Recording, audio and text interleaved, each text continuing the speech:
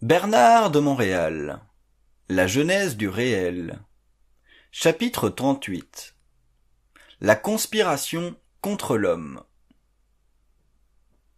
L'homme représentera, éventuellement, pour l'univers et les civilisations avancées scientifiquement, une menace à leur hégémonie. Son plan d'évolution est un des grands mystères de la vie qui ne sera connu dans son entièreté que des êtres en fusion sur Terre, c'est-à-dire en évolution de conscience. Le phénomène extraterrestre n'est pas simplement exploratif. Derrière lui se cache aussi une raison sérieuse qui désire prendre mesure du potentiel humain au cours des prochains âges.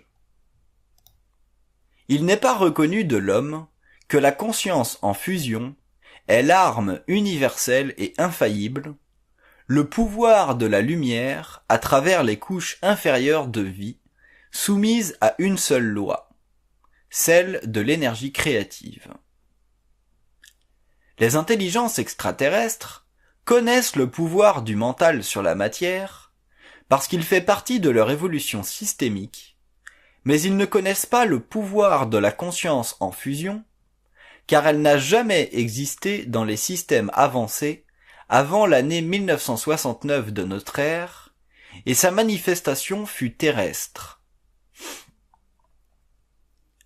La fusion de l'homme avec la lumière est un nouveau stade dans l'évolution des espèces, et toute confrontation entre la fusion humaine et les forces d'outre-espace mettra fin à leur hégémonie sur Terre, quel que soit le degré d'avancement de leur science. La fusion représentera pour l'humanité et les humanités d'outre-espace une déviation des normes évolutives appliquées dans l'univers depuis le début de l'évolution des êtres intelligents.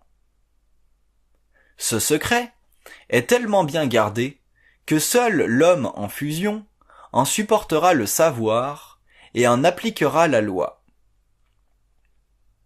Celle-ci forcera l'homme nouveau à établir une nouvelle relation avec ces étrangers pour évaluer leur droit d'intervention dans les affaires humaines. À partir du jour où les hommes connaîtront la pleine fusion, les lois d'évolution planétaire seront suspendues pour réaffecter les monopoles de vie qui constituent à eux seuls la puissance intelligente des empires raciaux. Ceux-ci sont des humanités en évolution supérieure qui ont été depuis longtemps maîtres des races inférieures telles que l'humanité terrestre. L'humanité n'est pas la seule race en évolution dans le cosmos qui est soumise aux exigences prétoriennes des civilisations avancées. Ceci sera connu et découvert lorsque l'homme aura commencé à se déplacer dans l'espace, au-delà de son système, et qu'il aura rencontré ces humanités en évolution et connu leur histoire. L'homme découvrira le pot aux roses du pouvoir cosmique dans l'univers. L'homme nouveau de la prochaine époque sera très intelligent face à l'extratemporel. Il comprendra ce qui fut totalement au-delà de ses capacités antérieures. La fusion lui permettra de reconnaître que la vie planétaire n'est pas soumise à des lois absolues et que sa conscience, née de la lumière, a le pouvoir de renverser toute loi involutive, même celle de la mort.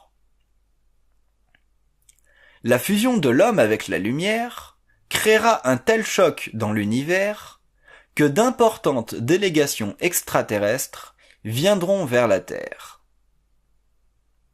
Un nouvel âge cosmique sera reconnu, et ces êtres viendront vers l'homme comme les mages vinrent vers le Nazaréen lors de sa naissance à Bethléem.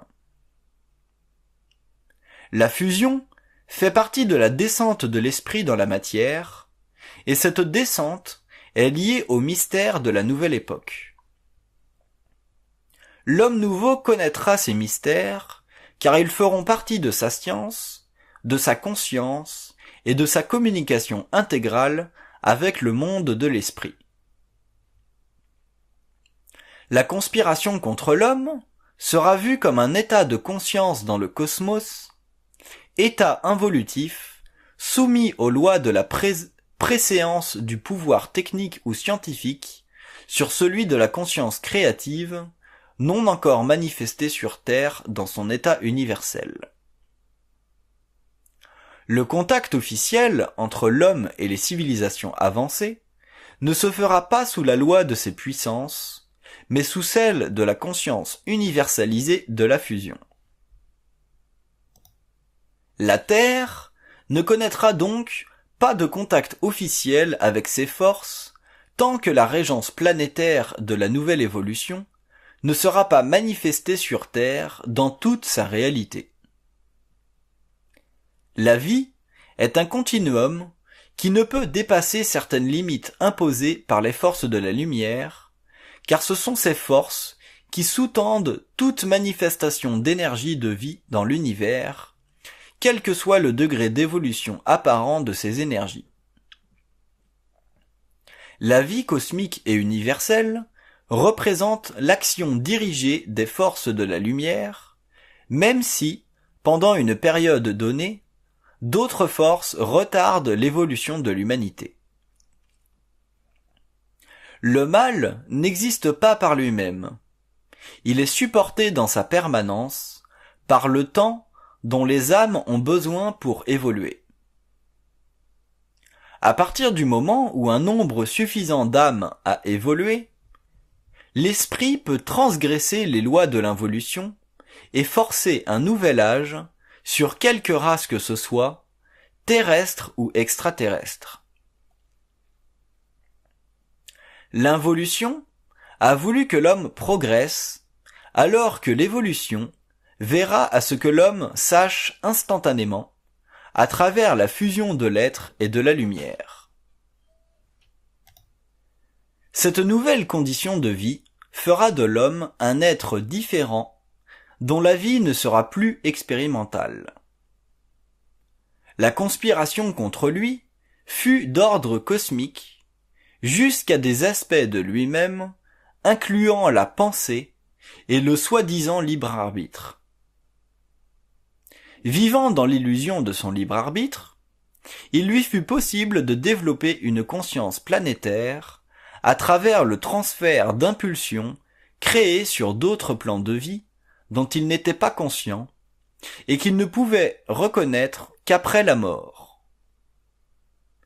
Il n'a jamais compris pourquoi sa descente dans la matière était accompagnée de la perte de mémoire de ses origines en tant qu'âme en évolution. Pourtant, cette perte de mémoire faisait partie de la conspiration contre lui, car, supporté par la mémoire cosmique, il aurait compris rapidement la trappe existentielle que représente la vie involutive, et il aurait cherché une sortie à son cul-de-sac. Mais l'homme ne pouvait évoluer plus rapidement que l'âme, et cette dernière ne pouvait se libérer du monde de la mort qu'au cours d'une grande période cyclique, nécessitant une grande et complexe expérience de vie sur le plan matériel. Plus l'expérience dans la matière était vaste, plus l'évolution était rapide. Une fois libérée de la mort, l'âme pouvait retourner au monde de la lumière et devenir ce que nous appelons esprit.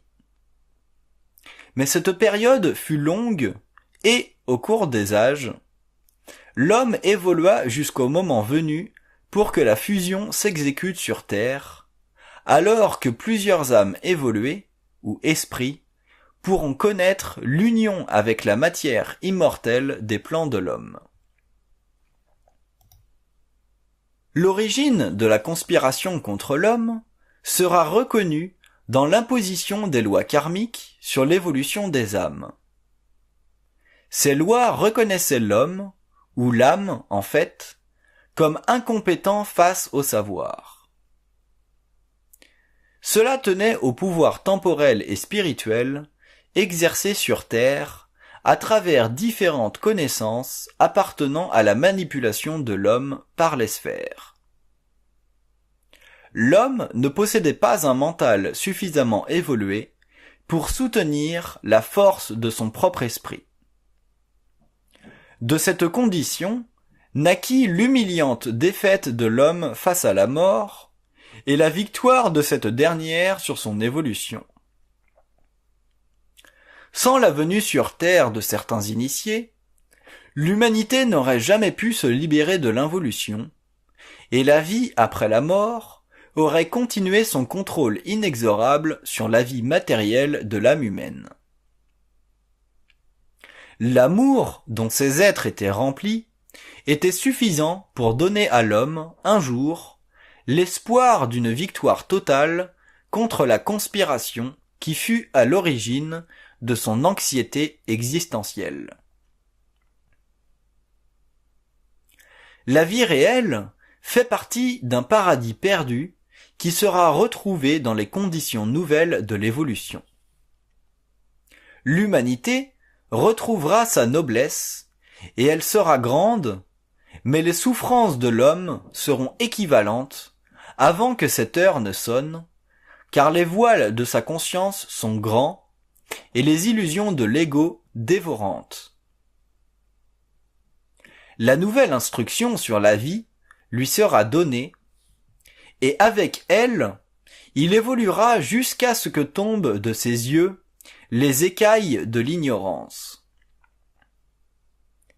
Fixée dans la mémoire de l'humanité, cette instruction sera indestructible. L'homme ira éventuellement vers sa source, car les clés de sa conscience seront claires et nettes. Il les appliquera dans sa vie, et verra que le pouvoir de l'esprit à travers la parole fait partie de l'âge nouveau. Il découvrira que ce n'est pas à travers la connaissance de l'involution que peut se libérer son esprit, ni à travers le connu qu'il peut vivre, mais à travers sa propre lumière, l'inconnu, le vaste et infini savoir de sa propre fusion avec elle. La conspiration contre l'homme fait partie d'un dessein cosmique issu des lois de l'intelligence organisée. La lumière ne peut être supportée par un être humain que dans la mesure où elle fusionne avec lui, dans la mesure où il est capable de vivre selon les lois de l'intelligence créative, au lieu des lois astrales de la mort. L'intellect et son développement font partie des lois de l'intelligence organisée, matière subtile mais non créative. L'intellect ne correspond pas aux lois de la lumière, car il est issu d'un principe involutif et non d'un principe évolutif. L'homme devra reconnaître son ignorance, qui a servi au développement de son corps mental inférieur et de son intellect, régi par les lois de la mort. Si l'homme n'avait pas passé par la mort avant de connaître la vie, il lui aurait été impossible de connaître la fusion avec l'esprit, car l'esprit doit transmuter le mental humain et neutraliser la personnalité planétaire pour donner naissance à la personne réelle qui résulte de l'union de la vie avec l'homme, de la lumière avec l'ego. L'évolution de l'être dépendra du passage de la personnalité à la personne. C'est à partir de ce stade que la conspiration contre lui cessera et que le pouvoir de la lumière l'instruira dans les moindres détails de la réalité cosmique en évolution. Tant que l'homme vivra sur le plan de la personnalité, il demeurera influençable à travers les aspects subtils qui font partie de sa conscience planétaire. Celle-ci ne révèle que des liens inconscients qu'il entretient à son insu avec les plans inférieurs de la vie. Ces liens seront brisés pour que l'être appartienne à une nouvelle hiérarchie de vie en fusion, en harmonie universelle avec la source créative de la lumière. La conspiration contre l'homme existe à toutes les échelles de sa réalité, car elle est reliée à la dynamique des forces invisibles dans l'univers. C'est à travers l'expérience de cette condition qu'il se libérera d'elle lorsqu'il aura pris conscience des lois de l'esprit. L'homme reprendra contact avec les mondes de la lumière pour se libérer du mensonge cosmique, cet étau dans lequel il fut coincé depuis le début de son involution.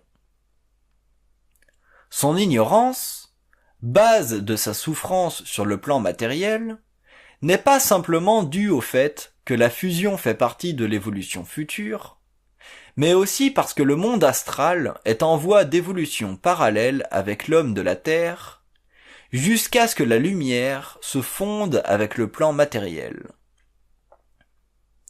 Cette condition nouvelle, créée sur le plan de la mort, une lutte acharnée contre l'homme sous le couvert de la vérité, qui le garde dans un état simpliste d'intelligence, tout en lui donnant l'espoir d'un paradis déjà perdu.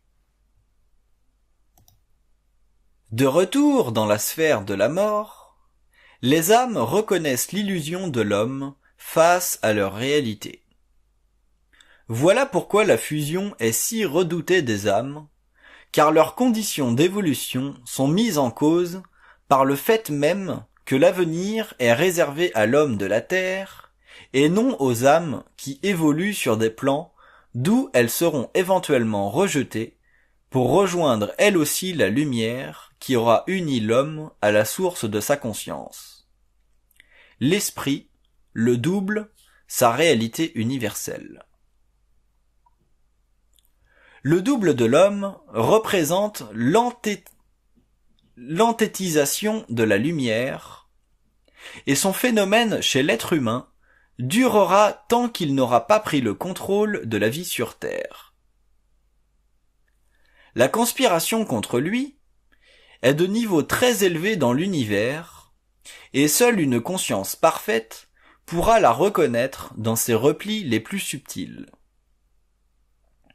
Le double est nécessaire à la prise de conscience humaine, mais l'homme en rejettera la valeur psychique lorsqu'il aura découvert le passage à l'éther. Lors de ce passage, il reconnaîtra en effet que le double n'est qu'une personnalisation de son énergie créative à travers un centre mental supérieur pour lui donner, sur le plan matériel, une vision mentale de l'intelligence et une réalisation parfaite de l'illusion de la pensée subjective. Autant l'astral représente un haut et subtil niveau de manipulation contre l'homme, autant l'enthétisation ou la personnification de son double représente à une autre échelle un phénomène similaire. L'homme est un être libre.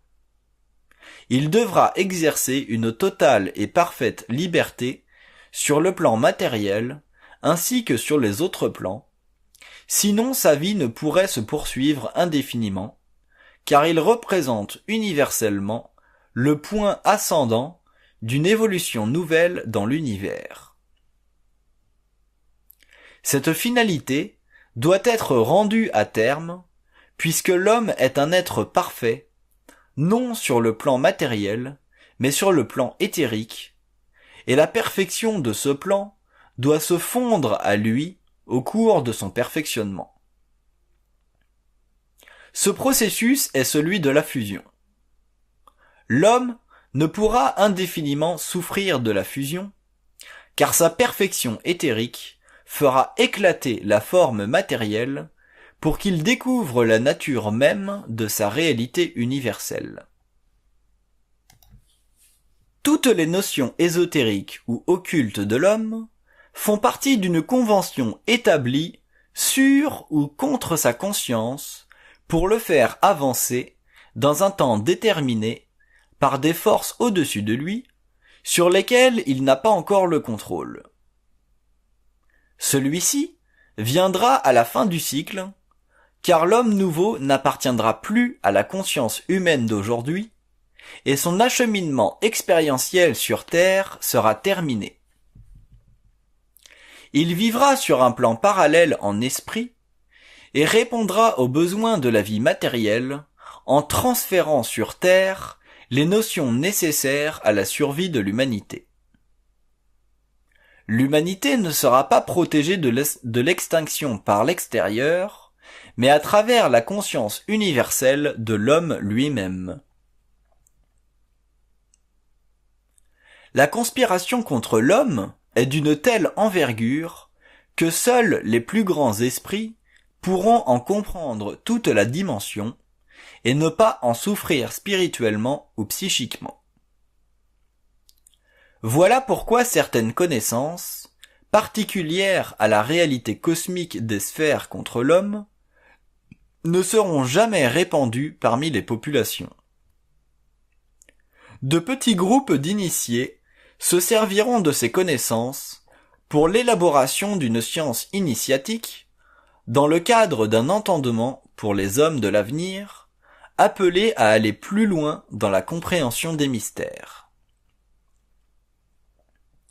La lumière descend sur Terre, non pas simplement pour des raisons d'évolution de la race humaine, mais parce que les forces de la lumière, les doubles, ont atteint une limite d'expansion dans leurs propres sphères respectives. Ils ont besoin d'un véhicule perfectionné, nouveau, pour poursuivre leur évolution. L'homme deviendra le nouveau système habité par ces forces, et c'est pourquoi il aura le pouvoir sur la matière. La fusion avec ces forces fera de cet être nouveau un système de vie à une échelle équivalente à ce qu'elles connurent dans le monde mental. L'homme est un être à plusieurs dimensions, et toutes ces dimensions peuvent être habitées par le double simultanément, de sorte que l'homme nouveau sera effectivement un être lumière, rempli de cette énergie, mais sur lequel elle n'aura aucun pouvoir de gestion, car elle aura été intégrée par l'homme lui-même. Il en sera libre, tout en bénéficiant de sa puissance créative. Tant que l'homme n'aura pas le contrôle de l'énergie de ses centres nouvellement développés, il sera assujetti à l'activité de force astrale ou à l'activité du double. Ces forces intermédiaires en lui seront graduellement éliminées de sa conscience pour ne laisser place qu'à l'homme intégral, transmuté astralement et mentalement. L'évolution future ne laissera aucune trace en lui de manipulation sur le plan mental ou astral de sa conscience, car sa force intérieure aura détruit sa soumission antérieure. Les fils de la lumière ne seront plus manipulés astralement ou mentalement. Ils connaîtront le vide intérieur total, et ce vide sera le canal par lequel passera l'énergie de la lumière pour le renversement des formes anciennes de la civilisation purement matérialiste de l'involution. Ceci créera une dislocation dans les sphères, et une grande migration se fera à partir de ces plans. L'évolution future de la Terre ne ressemblera plus à l'involution, car les nouvelles incarnations seront dotées d'une grande sensibilité et d'une grande expérience. Les êtres qui naîtront sur Terre seront plus en résonance vibratoire avec les temps nouveaux, et un éveil de la conscience planétaire deviendra évident. L'homme ancien atteindra une grande maturité et comprendra que le plan matériel et tout ce qui y évolue correspond à un système d'évolution établi sur les plans subtils de l'univers. Il verra les lois universelles de la vie et cessera de se faire manipuler psychologiquement et psychiquement à partir de ces plans. Il découvrira alors la liberté créative de son être intégral et ne souffrira plus sur Terre. Toute souffrance sur une planète expérimentale est due à un manque d'intelligence intégrée et toute expérience doit être comprise pour que l'homme se libère de l'ignorance de la vie afin de connaître la vie créative réelle. L'existence résulte d'une totale manipulation à partir des autres plans. Et ce secret fait partie du pouvoir exercé contre l'homme depuis le début de l'involution. Une telle ignorance est inacceptable à long terme, car l'homme n'est pas seulement un être matériel, mais aussi un être lumière qui a perdu le contact avec sa réalité. La conspiration cosmique contre l'homme est due entièrement à son ignorance des lois inconnues de l'invisible. Ces lois seront appliquées contre lui tant et aussi longtemps qu'il n'aura pas brisé les voiles et les illusions qui le séparent du réel. L'être humain de la prochaine époque fera descendre le pouvoir de sa volonté sur Terre et construira une civilisation à la mesure de ses besoins. Même la mort n'existera plus pour lui, car il l'aura comprise au cours de l'évolution. Une fois dévoilée, la mort ne peut plus atteindre l'homme, car le taux vibratoire de ses corps subtils en exclut l'appartenance. L'homme nouveau saura tout de la réalité, dans la mesure où il sera prêt à confronter les connaissances de l'involution avec le savoir de l'évolution. Voilà qui demandera une grande force intérieure, car la percée de l'homme à travers les voiles de l'involution l'invitera à tout rejeter des notions de la vie qui lui furent imposées pendant cette période où il ne possédait pas une conscience suffisamment créative en puissance pour se libérer du connu. La conspiration de la vie astrale contre l'homme sera mise à jour avec une telle clarté que l'être se déchaînera contre les forces inférieures de vie qui firent de lui une bête de somme. L'intelligence libre et créative vibrera de la puissance de son identité réelle, et de cette puissance jaillira le feu mental qui brûlera les formes de pensée utilisées à la construction du temple primitif de l'homme existentiel. Violente sera sa colère face aux mensonges cosmiques et à la désinformation systémique de l'astral à travers la pensée humaine, qui fit de l'histoire une risée de la conscience humaine. Jamais l'homme n'aura pris d'assaut avec autant de force la forteresse astrale de son ignorance. Aidé de sa lumière, il regardera tout ce qui fut pensé et tournera le dos au passé de l'humanité en signe de deuil. Non seulement la conspiration contre l'homme fit partie de l'involution, elle fit aussi partie de la suspension de ses liens avec les intelligences évoluées dans la galaxie. Le manque de rapport continu entre l'homme et ses êtres l'a forcé à vivre sur une planète en quarantaine, lieu d'expérience où les forces de la mort l'ont maintenu dans la plus grande ignorance. Les dessous de la politique cosmique, dont la Terre fut victime, seront mis à découvert. La descente sur Terre d'un libérateur fera à jamais de cette planète le lieu privilégié des intelligences étrangères, car elles aussi apprendront de l'homme nouveau. Elles apprendront que la vie ne commence pas dans le cosmos matériel, mais dans le cosmos cellulaire, science cachée à l'univers extérieur en entier, car elle appartient au secret de la fusion avec la lumière. On découvrira que la cellule représente une formation intelligente de force de vie adaptée aux conditions de la vie matérielle, dans la mesure où elle peut être supportée par l'environnement matériel d'une planète ou d'un globe. Dans le cas contraire, cette même cellule demeure intacte et vivante, mais sur un sous-plan de la matière, jusqu'à ce que la matière évolue pour la supporter.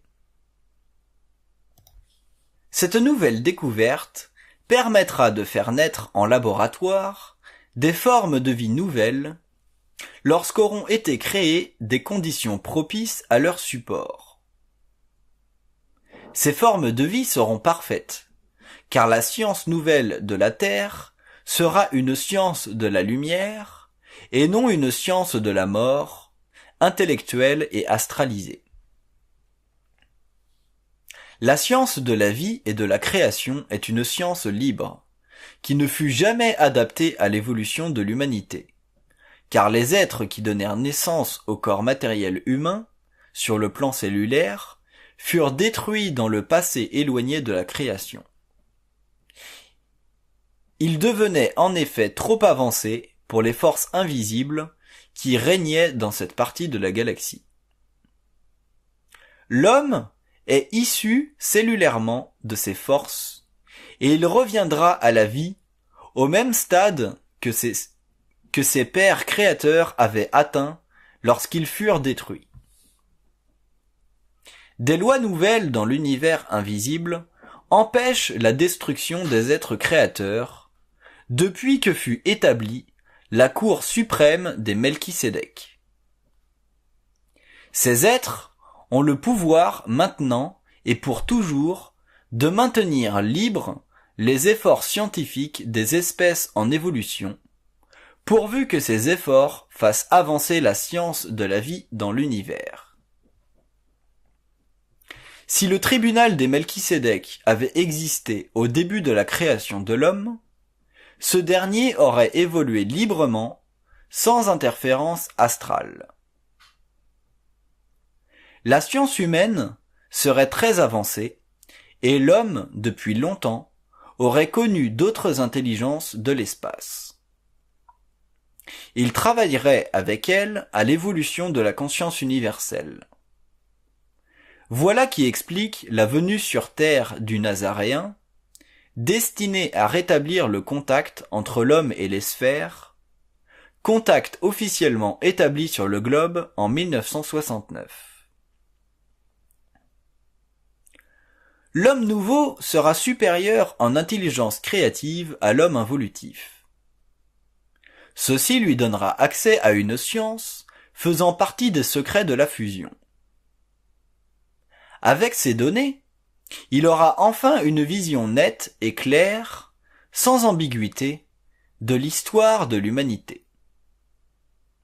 Celle-ci est la seule race dans le cosmos qui est privée de l'histoire totale de ses origines, à partir des plans les plus évolués de la science créative universelle. Les archives font partie de la fusion de l'homme. Elles lui seront rendues dans la mesure où il pourra en supporter mentalement la révélation sans que ses corps inférieurs en soient débalancés. L'histoire de l'humanité démontrera que l'être fut créé à l'image de très hautes intelligences, dont le lien avec lui fut rompu lors d'une lutte scientifique du pouvoir. Ceci permet de comprendre le haut niveau de science véhiculé par les intelligences appartenant à d'autres régions de la galaxie, qui bénéficièrent de cette science originale, dont le pouvoir créatif fut à la source de grands conflits entre certains plans de la création, qui en prirent avantage pour dominer. Le phénomène de la domination n'est pas seulement existant sur le plan matériel de la Terre. Il fait partie de la dynamique des forces supérieures en quête de survie. La survie appartient à la réalité luciférienne de la domination. Que cette survie soit sur le plan matériel ou sur les autres plans, elle existe tout de même et constitue une des grandes forces motrices dans l'évolution de la vie systémique. La conspiration contre l'homme est directement reliée à la survie des forces astrales dans le monde de la mort et à celle du contrôle d'un vaste territoire cosmique par les forces involutives lucifériennes. Le terme luciférien n'a rien d'archaïque. Il s'applique à toute domination d'êtres supérieurement intelligents et parfaitement en opposition à d'autres niveaux d'intelligence dont le but est de redonner à l'homme sa liberté originale. L'homme est à l'aube de son évolution mentale supérieure. Ce qu'il a connu par le passé, surtout depuis le début de l'avènement technologique, ne représente qu'un aspect embryonnaire de ce qu'il connaîtra au cours des siècles à venir. La conscience humaine sera tellement transformée au cours des prochaines générations que le passé de l'humanité ne sera qu'une faible mémoire faisant partie d'un long recul dans l'histoire de l'homme. Ce dernier est sur le point de prendre conscience d'autres civilisations. Le choc culturel que créera cette nouvelle expérience fera de lui un être averti face à l'infinité et à la grandeur du cosmos systémique. C'est au cours de cette évolution qu'il comprendra pourquoi il fut pendant si longtemps retenu. Il comprendra le pourquoi et les causes de la conspiration cosmique contre lui.